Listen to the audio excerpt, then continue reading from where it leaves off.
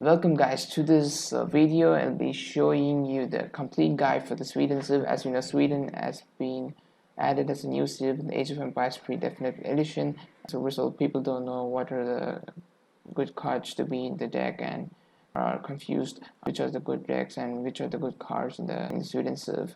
So I'll be giving you the complete guide and all the variations of the decks as well. I'll be showing you 1 versus 1 deck, team deck, and also deck for the water map. Let's get started. I'm just gonna start by 1 versus 1 deck. So in H1 you pretty much want to send 3 settlers because that's the best card for Sweden. There are other cards like blueberries, and in Fortress Age there is a similar card like blackberries, but they're not worth as like 3 settlers. They're not worth it. So yeah, this pretty much is the best card. If you ask why not other cards, yeah, this is the reason. You can just try it out and see it out yourself. If you're playing Supremacy or 1 versus 1, and this is the best card. So you'll be sending this card most of the time. And I've been watching ESOC tournaments and what pro players do and send. Yeah, this is the card you send 99.9, I would say. And in H2 there are a lot of popular cards and very important ones as well. You always want to have this Angelbug Ironworks, which boosts your tops gather rate by 150% for mines. So this is the main card for Sweden, and which you want to play and how you use this card. So each of the tops you build, you need to build around a coin mine.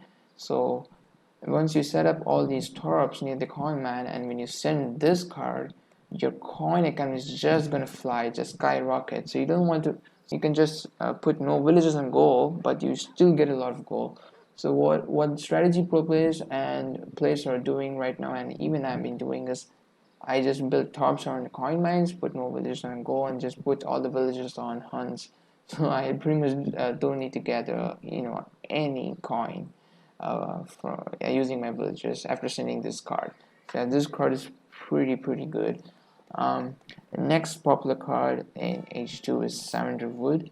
This helps you expand your infrastructure by building houses.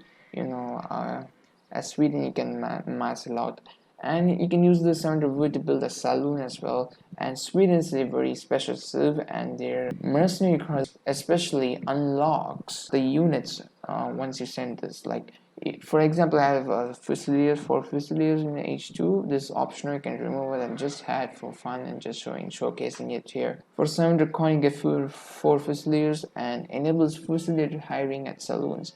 So once you send this card, you can pretty much train this unit, and it's pretty much I would say a very nice feature for Sweden civ.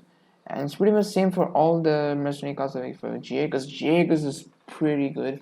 It's like the best skirmisher type unit, I would say. So this is 100% must. You should have an H3. Similar for Black Raiders as well. It acts like a goon type unit, like anti-cab. There's a more H3 mercenaries like Highlanders. Yeah, you can play with Highlanders and Falconets. Like you can go for Highlanders and artillery only. It depends on what you want to try out and what strategy you want to play. So you can have a various amount of deck, like one deck for infantry plus cannons. So you can remove this Black Raiders or Jaegers and put this one. And there's a Swiss pike as well. You can go for the same strategy like pikes and cannons. Yeah, so yeah, we can just remove these two and add these two. Optional. And yeah, these are popular cards in H3. H2 is not that much popular. There is another mercenary card, a Lance Sknetch. These units are pretty slow, but they're pretty deadly in combat. But yeah, there are other units which Sweden can train, like Carolines. They're pretty fast in melee mode.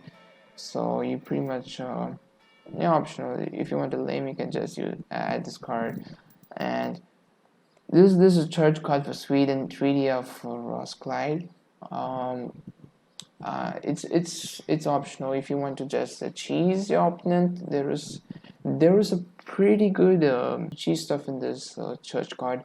So once you send this and build a church, you can see for 1,500 food you get veteran halberdiers. You can get an H2. So what you can do is just put all your villagers on food, and then you send this card and send the halberdiers. You get 15 veteran halberdiers in H2, and then you can just make artillery foundry and make leather cannons, and you can just, yeah, this is a fun cheese stuff. And there's also another tech in this one, which is it costs 1,000 coin for you get 6 Jaegers. And there's also one more tech which is pretty good. It gives you 15% movement speed at the cost of 15% reduction, training time reduction. So this is an optional card, but you can have it. So next one, for Dominions. This is pretty much you send after, after 700 wood, and if you're just getting, idled, or getting pressured, but you still want to get your eke going, you can just send this and just send this card, and then go to a new fresh coin mine and build all the 4 mines around it. So yeah, this is also a good card, I would say, but not as good as not 700 wood or 600 wood. You can just remove this and add 600 wood, but in 1 versus 1 this might be good. And there is also a special unit shipment, like 8 crossbowmen. Like, so Sweden, you cannot train crossbowmen, so 8 crossbowmen is very good. It's very unique, so you can have it. And early on, Sweden doesn't have any anti-infantry, and they only have Carolines, so crossbowmen is pretty good. And 8 pikes is also a good one. You can go for the same combination of units, like pikes with artillery. And you can have unit upgrades. You can remove these 2 and, yeah, these 2, and put these 2. It's optional, whatever you want to try. If you want to go full Carolines, you can have these 2 cards. And if you want to have some cheese in your stuff, you can just put back the church card. And also maybe the Fusiliers or Lansknets. So yeah, you can pause the video whenever you want to take a look at this deck and copy it to yourself. Yeah, and H3, this is Platoon Fire, which is a card for Carolines, which upgrade for Calvins. I would say pretty good. What this does is that it gives you bonus against cavalry in ranged mode. So if your opponent is making a lot of calves, you can just send this one, and you can just pretty much hit and run using this Platoon Fire. And also there is another card called Snap Block, which gives you 4 ranged attacks. So this is pretty much broken. It makes your Carolines turn into skirmishers because they have very high amount of range. Pretty good card, I would say, as well as lost to Hackapelate as well. And 2 Falcons is pretty much important in all the 1 versus 1. I would say in all the servers, yeah, 2 Falconers. If there's a Falcons in H3, which is 2 Falconers, you pretty much need to have it.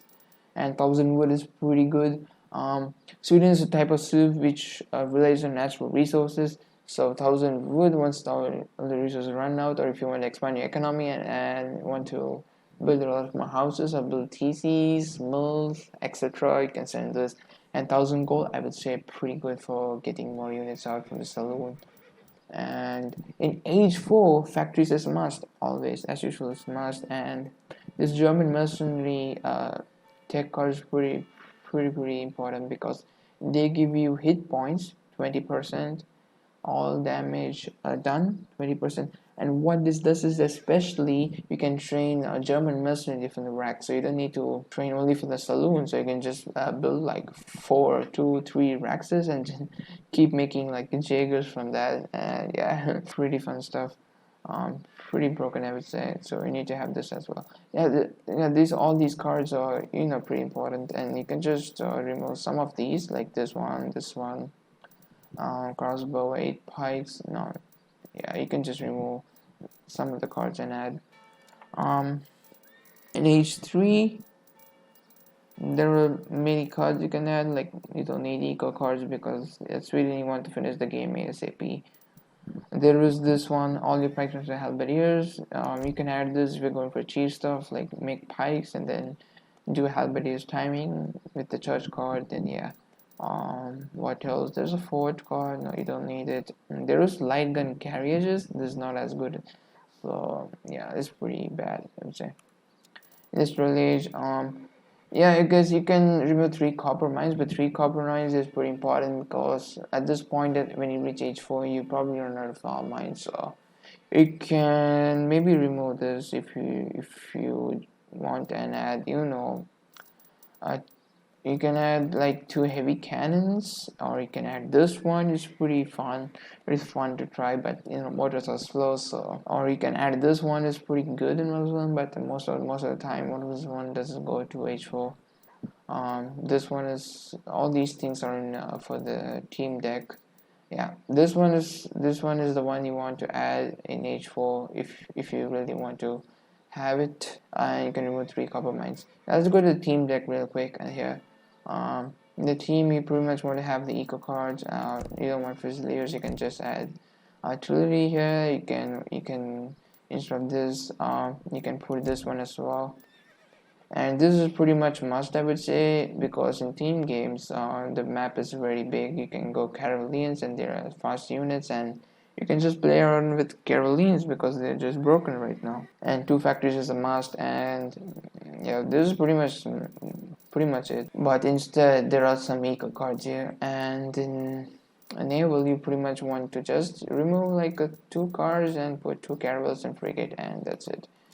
Yeah, this should be the best deck for 1 vs 1 team and naval, and you can just pretty much add in and customize like you want, like. But these are the cards you want to have in all the decks, and yeah, hope you guys found it helpful and like this as well. And now we can just smash games using Sweden. And thank you for watching, and see you in the next one.